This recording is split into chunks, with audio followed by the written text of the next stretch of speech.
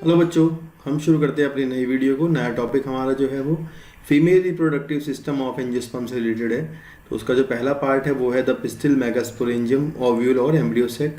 तो चलिए शुरू करते हैं। Gynoecium represent the female reproductive part of the flower. जैसे कि आपको पता है, जो गायनीशियम होता है जिसकी यूनिट कार्पेल या पिस्टिल होती है, वो हमारा फीमेल पार्ट को रिप्रेजेंट करता है। And the gynoecium may consist of single pistil, monocarpellary, और may have more than one pistil, multicarpellary. तो ये आपको पता होना चाहिए कि भाई अगर किसी किसी के अंदर पिस्टिल एक है तो हम उसको मोनोकार्पेलरी कंडीशन बोलेंगे, अगर कहीं पिस्टिल ज़्यादा है तो उसको आप मल्टीकार्पेलरी कंडीशन बोलेंगे। When there are more than one, the pistil may be fused together। अगर आपके पिस्टिल ज़्यादा हैं तो एक साथ जुड़े हुए भी हो सकते हैं, तो उनको बोलेंगे आप सिनकार्पस, या फिर वो फ्री भी हो सकते हैं, तब आप उसको बोलोगे एपोकार्पस कंडीशन। ठीक है। और may be free, that apocarpous. And each pistil has three parts, stigma, style and ovary. The stigma, तो आपको पता है स्टिग्मा का काम होता है। स्टिग्मा का काम होता है कि भाई आकर के पोलन ग्रेन स्टिग्मा के ऊपर लैंड कर जाए, तो लैंडिंग प्लेटफॉर्म कौन हुआ? स्टिग्मा हुआ। तो stigma serve as a landing platform for pollen grains. And the style is elongated cylinder part beneath the stigma. तो आपकी जो स्टाइल है वो एक लंबा सा पार्ट होता है स्टिग्मा के नीचे वाला। And the basal bulged part of the pistil is called as the ovary. तो जो नीचे का फूला हुआ पार्ट होता है उसको ओवरी बोलते हैं। ओवरी के अंदर का जो पार्ट होता है, जैसे आपने मटर देखी होगी तो मटर के अंदर आपको दिखा होगा जहाँ पे सीड लगे होते हैं, तो वो जो पार्टीशन होता है, जो जगह होती है, उसको बोलते हैं लोक्यूल। जहाँ पर आपके सीड रखे होते हैं उसको जगह बोलते हैं लोक्यूल बोलते हैं। तो लिखा है कि inside the ovary is the ovary cavity, that is locule. The placenta is located inside the ovary cavity. Placenta वो पार्ट होता है जहाँ पर आपका ओव्यूल कनेक्टेड रहता है, यानी आपकी जो ओवरी के अंदर का जो ओव्यूल होता है, जिसको इन फ्यूचर सीड बनना है, वो सीड यानी कि वो ओव्यूल अपनी जो स्टॉक होती है उसके द्वारा जिस पॉइंट पर अटैच रहता है ना, उस अटैच वाले पॉइंट की जगह जो होती है उसको बोलते हैं प्लेसेंटा। यानी प्लेसेंटा आपका ओवरी वॉल के अंदर होता है। ठीक है ना। जितने सीड होते हैं उतने प्लेसेंटा होते हैं। And recall the definition of any type of placentation that you studied in 11th class। तो 11th में हमने कई तरह के प्लेसेंटेशन पढ़े थे। Axile placentation, marginal placentation, basal placentation, और भी तरह के थे।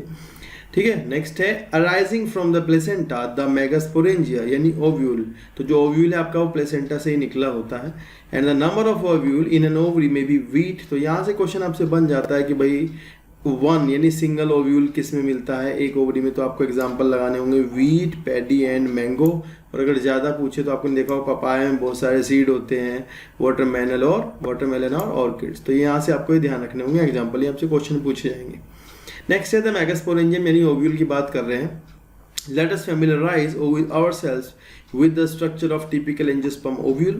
The ovule is a small structure attached to the placenta by means of a stalk called funicle। तो आपको पता है ओव्यूल की जो स्टॉक होती है उसको क्या कहते हैं? फ्यूनिकल कहते हैं।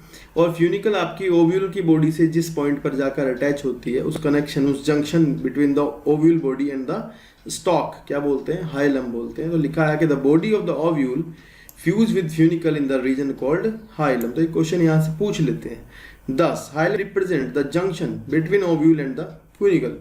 ईच ओव्यूल हैज वन और टू प्रोटेक्टिव एनवेलप, इंटेगुमेंट। तो ओव्यूल की जो कवरिंग होती हैं इंटेगुमेंट, जिनको फ्यूचर में जाकर के सीड की कवरिंग बनना है। जैसे सीड में अगर दो कवरिंग है तो आउटर टेस्टा, इनर टेगमेंट। तो जो सीड की कवरिंग होती है वो यार ओव्यूल के ही इंटेगुमेंट्स होते हैं।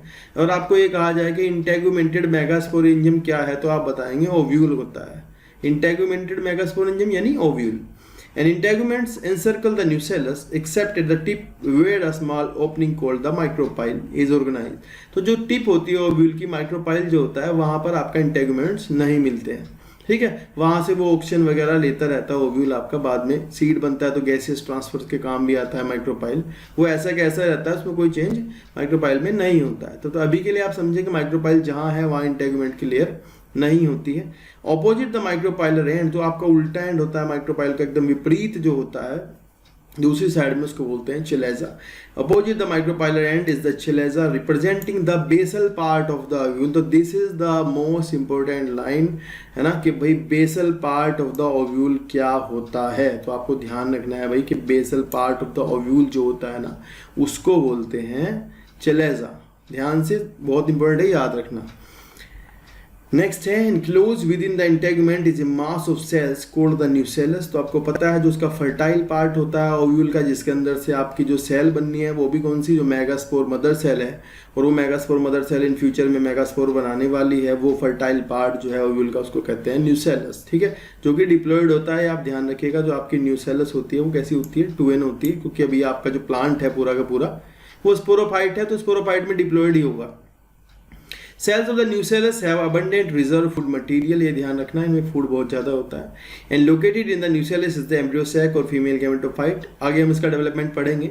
अब ये बता रहे हैं कि आपका जो एम्ब्रियो सैक होता है, जो फीमेल गैमेटोफाइट होता है, वो आपका किसके अंदर होता है, न्यूसेलस के अंदर होता है। And ovule generally has a single embryo sac form from a megaspore. तो नॉर्मली आपका भाई ओव्यूल जो होता है उसमें एक ही फीमेल गैमेटोफाइट होती है जो कि मेगास्पोर से बनती है। तो इन्होंने पूरी लाइन यहाँ लिख दी है कि भाई एम्ब्रियो सैक का जो डेवलपमेंट है, जो फीमेल गैमेटोफाइट का डेवलपमेंट है, जैसे मेल में हुआ था माइक्रोस्पोर से पोलन ग्रेन का, तो यहाँ भी क्या होगा, फीमेल में मेगास्पोर से एम्ब्रियो सैक का डेवलपमेंट होने वाला है, जो कि एम्ब्रियो सैक आपकी क्या कहलाएगी, फीमेल गैमेटोफाइट। तो पहले हम ये पढ़ेंगे कि भाई स्पोर कैसे बनते हैं, जैसे हमने वहाँ पढ़ा था मेल वाले में कि भाई माइक्रोस्पोरेंजियम के अंदर बहुत सारी माइक्रोस्पोर मदर सेल्स होती है, और वो बहुत सारी मदर सेल्स डिवाइड करते हैं मियोसिस से, और फिर 4-4 करके टेट्राड बनाती हैं। ठीक है, तो वैसा ही यहाँ कुछ होने वाला है।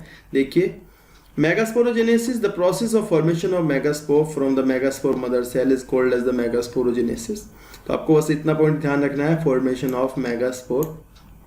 Ovule generally differentiate a single megaspore mother cell in the micropylar region. तो this is most important line कि भाई आपका जो मैंने कहा था कि भाई आपको बताया था एक बार कि भाई 2 तरह के ओव्यूल होते हैं, क्रेसिन्यूसेलेट और टेनिसेलेट।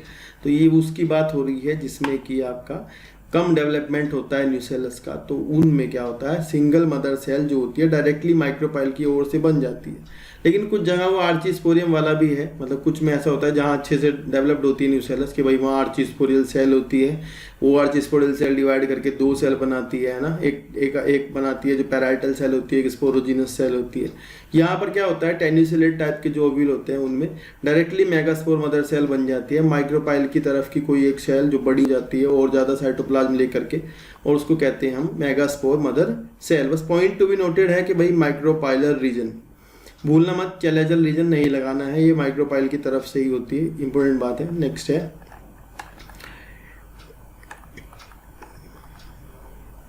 of the nucellus, यानी micropylar end of the nucellus, and it is a large cell containing dense cytoplasm and a prominent nucleus.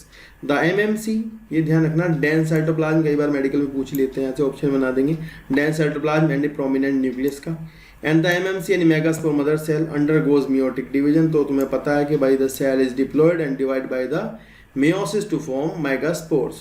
And what is the importance of the megaspore mother cell undergoing meiosis? तुम्हें पता है ploidy को कम करना है, नहीं प्लोइड करना है, तो करेगी meiosis। Meiosis result in the production of the 4 megaspore। तो meiosis से आपको पता है एक लीनियर टेट्राड बनने वाला है, जो कि हम आपको बता रहे हैं, ऊपर देखेंगे अभी कैसे हुआ है। तो लीनियर टेट्राड बनेगा जिसको हम कहते हैं मेगास्पोर टेट्राड, ठीक है, जो कि 4 के 4 काम नहीं करते हैं। आगे जाकर हम समझेंगे कौन सा काम करता है, कौन से काम नहीं करता है। तो एक बार आप डायग्रामेटिक जो रिप्रेजेंटेशन इन्होंने दी है ऊपर, उसको एक बार समझ लीजिए मेरे साथ, ठीक है। देखिए यहाँ पर दिया है कि भाई एक माइक्रोपाइलर एंड लिखा है, इसका आपको बहुत ध्यान रखना है भाई बच्चों, आपको भूलना नहीं यार, माइक्रोपाइलर एंड लिखा है और इसका मतलब जो दूसरी एंड है इसकी वो चेलेजल एंड हो चुकी है, बिल्कुल ये भी ध्यान रखना कि जो दूसरा पॉइंट होगा उसका वो चेलेजल एंड होगा, नीचे वाला तो ऊपर वाला माइक्रोपाइलर है। तो इन्होंने कहा भाई माइक्रोपाइलर एंड में कोई सेल है, न्यूसेलस के अंदर एक मेगास्पोर मदर सेल, देखिए जो ये सेल है इसने क्या किया है, बहुत सारा डेंस साइटोप्लाज्म लेकर के दूसरी सेल से बड़ी होगी ये सेल, है ना, इसका साइज भी बढ़ गया। तो अब ये मेगास्पोर मदर सेल आपकी क्या करने वाली है, डिवाइड करने वाली है। देखो डिवाइड कर रही है, डायड बना लिया है इसने यहाँ पर के, और फिर क्या हुआ कि finally the megaspore mother cell will divide by the meiosis to form 4 megaspores, ठीक है। ये 4 इसने मेगास्पोर बना लिए हैं जिनकी प्लोइडी कैसी है, आपसे इसकी प्लोइडी पूछी जाएगी तो आपको पता है इसकी प्लोइडी कैसी होती है, ये हैप्लोइड है, N है। अगर इसमें क्रोमोसोम की नंबर आपकी 46 रही है तो यहाँ 23 होंगी ऑब्वियसली, ये बिल्कुल इंपॉर्टेंट बात है ना याद रखने की। नेक्स्ट क्या होता है यार इसमें से, तो खास बात वो है कि भाई ये माइक्रोपाइलर एंड ये देखो 4 लीनियर है ना, ये सवाल आता है बहुत ज़्यादा यहाँ से कि लीनियर टेट्राड किस में होता है, तो ध्यान रखना लीनियर टेट्राड है।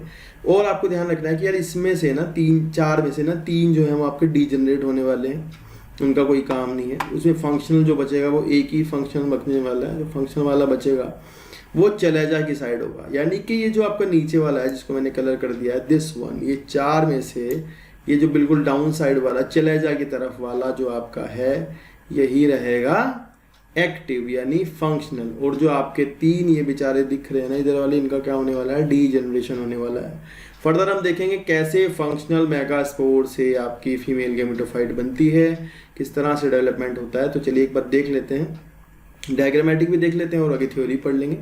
डायग्राम में दिखाया इन्होंने कि भाई मेगास्पोर मदर सेल से जो चार बने थे मेगास्पोर्स, उनमें से एक फंक्शनल रहा। फंक्शनल वाला मेगास्पोर ने क्या किया, उसके अंदर जो न्यूक्लियस डिवाइड करने लगा। देखिए फ्री न्यूक्लियर डिवीजन है ये। फ्री न्यूक्लियर डिवीजन का मतलब यार ये होता है कि इसमें साइटोकाइनेसिस एकदम नहीं हुई। मतलब ऐसा नहीं हुआ कि एकदम से क्या हुआ कि भाई सेल डिवाइड भी कर गई, सेल वॉल भी बन गई। हुआ ये है कि केवल न्यूक्लियस डिवाइड किया है और देखो दो न्यूक्लियस बन गए। Finally they will move towards the poles ना from the centre. They are in centre I think, they will move towards the pole. और यहाँ पोल पर जाकर के क्या होता है, पोल पर जाके again they will divide by mitosis. As you all know the megaspore is haploid and can divide by only mitosis, है ना। you can't say meiosis here because ये कैसा है आपका, ये हैप्लॉइड है। तो हैप्लॉइड में क्या होगा, अभी मियोसिस तो होगी नहीं, माइटोसिस होगी। तो एक माइटोसिस होगी, उसके बाद आपके चार न्यूक्लियस होंगे देखो, फिर उसके बाद दोबारा फिर माइटोसिस हुई है, फिर उसके बाद चार और चार 8 बन जाते हैं, चार इस पोल पर चार इस पोल पर। यानी फाइनली आपका जो स्ट्रक्चर है इसमें कितने डिवीजन हुए हैं, 2 बार माइटोसिस हुई है यहाँ, सॉरी 3 टाइम्स माइटोसिस हुई है और एक बार मियोसिस हुई है। अगर हम ये कहें कि भाई हमें टिपिकल एम्ब्रियो सैक बनने में कितने डिवीजन होते हैं, तो आपको बता देना है कि single meiosis and 3 mitosis will form a typical embryo sac, है ना। तो उसमें क्या हुआ अभी देखो, 4 न्यूक्लियस थे यार, ये ऊपर से इनमें से एक न्यूक्लियस सेंटर में आ जाता है। और क्योंकि आपको पता है भाई सेंटर में पोल से चल के सेंटर में आया है, पीछे ऊपर से चल के बीच में आया है ना, तो ऊपर से आया तो इसको हम क्या बोलेंगे, पोलर न्यूक्लियाई। तो ये तुम्हें बहुत इंपॉर्टेंट ध्यान रखना है कि भाई पोलर न्यूक्लियाई इसलिए बोल रहे हैं क्योंकि ये कहाँ से चल कर आया है, पोल से चल कर आया है, ठीक है। हुआ क्या है कि ऊपर वाली 3 जो न्यूक्लियस बने थे उन्होंने 3 सेल बना लिए है, और इन्होंने नीचे वाले 3 न्यूक्लियस बचे थे इन्होंने भी 3 सेल बना लिए, ठीक है। नेक्स्ट देखो डायग्राम इन्होंने क्या किया, पलट दिया है। दिस टाइम ये एंटीपोडल चेलेजल एंड पर है ना। यहाँ भी आपको ध्यान रखना है कि ये नीचे भी कैसा है, चेलेजल ही है, या नीचे का ध्यान रखना है, भूलना मत।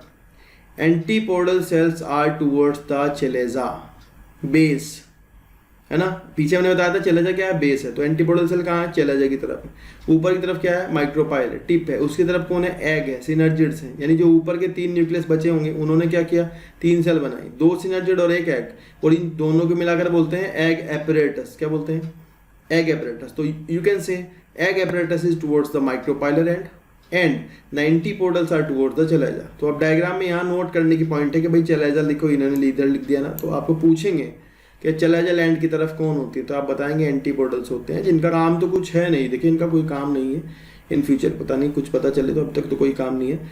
नेक्स्ट आप देख सकते हैं कि एक सेंटर में बड़ी सी सेल है, सेंट्रल वाली सेल के अंदर यार न्यूक्लियस है, पोलर न्यूक्लियाई, और सेंट्रल सेल के अंदर देखिए ये 2 न्यूक्लियस दिख रहे हैं। तो अभी आप इनको n+n देखें, आप 2 न्यूक्लियस को जोड़ के 2n अभी ना करें, आप इनको अभी n+n देखें।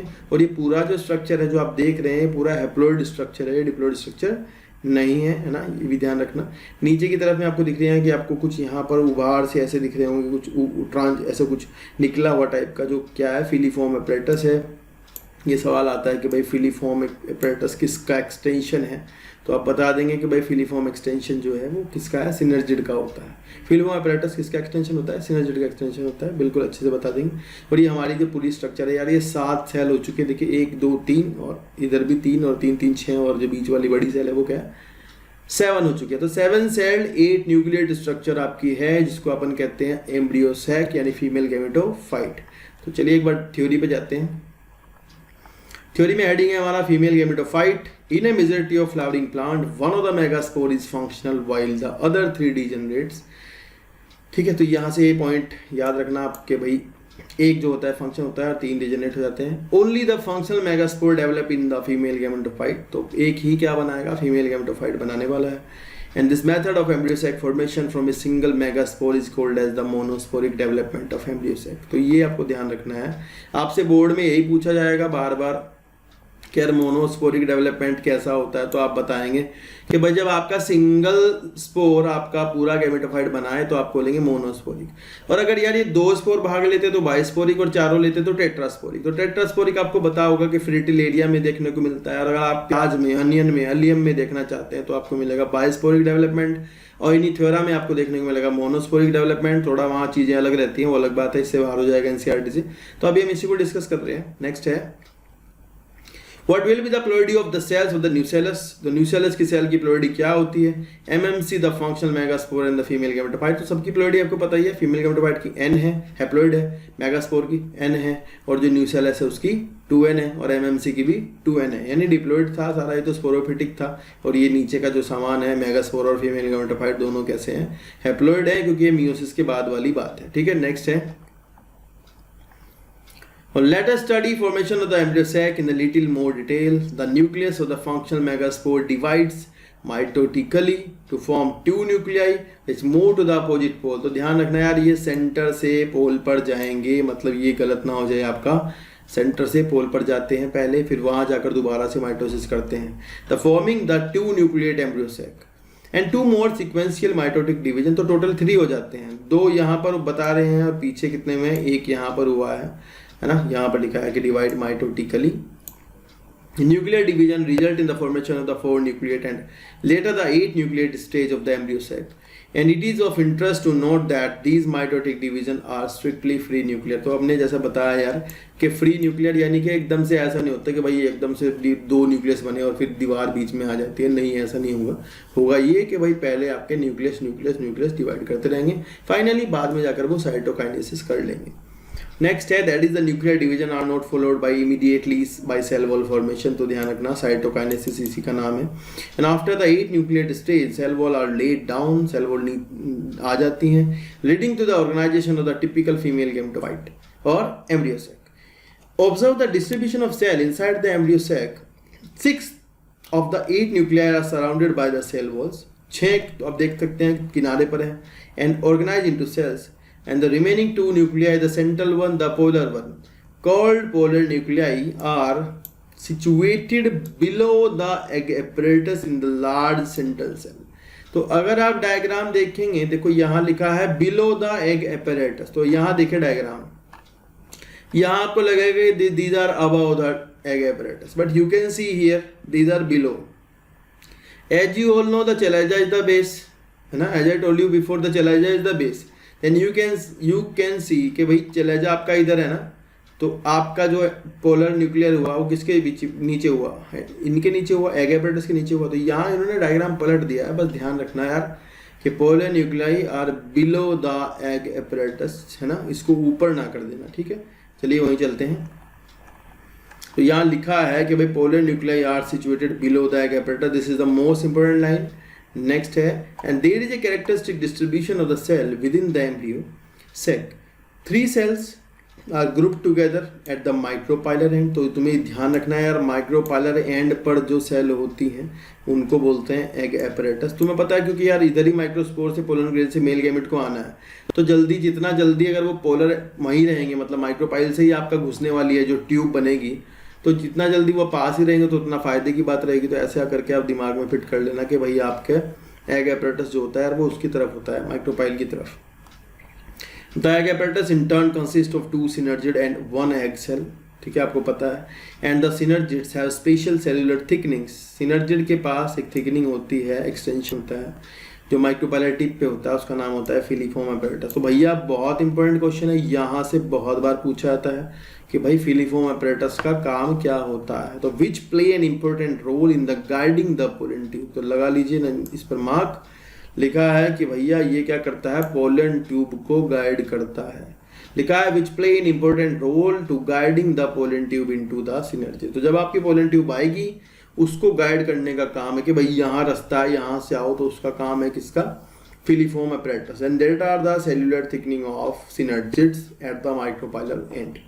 नेक्स्ट है 3 cell are the at chalazal end and are called the antipodal. तो चेलेजा वाली तरफ पर जो 3 सेल होती है उनको बोलते हैं एंटीपोडल्स। इनका कोई काम नहीं है। The large central cell as mentioned earlier has two polar nuclei, तो सेंटर वाली भैया दो न्यूक्लियाई रखती है, अभी इनको दोनों को जोड़कर एक मत कर देना, बट बिफोर द फर्टिलाइजेशन ये दोनों मिलकर एक हो जाएंगे, फिर ये डिप्लॉयड हो जाएगा।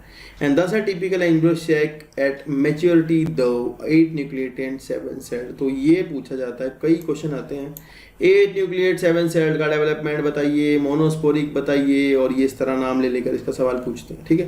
या फिर टिपिकल पॉलीगोनम टाइप पूछते हैं तो भी यही बताना होता है, पॉलीगोनम पूछा तो भी यही बताना। तो यहाँ तक का जो था हमारा पार्ट वो फीमेल वाला था। इसके बाद का जो हमारा टॉपिक है उसको पॉलिनेशन को दूसरी वीडियो में डिस्कस करते हैं। Thank you.